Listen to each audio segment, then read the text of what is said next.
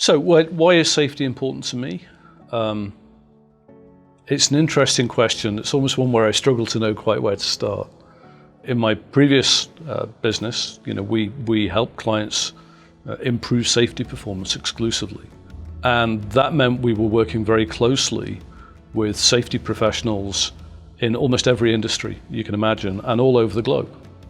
And it's hard for me to sort of pick out one particular event or incident that resonates, but I have multiple instances of hearing, firsthand from operations professionals, from safety professionals, about, folks who didn't go home or didn't go home the way they came to work. And it is just a, foundational right we all have in the workplace that we get to go home in the same condition that we came to work.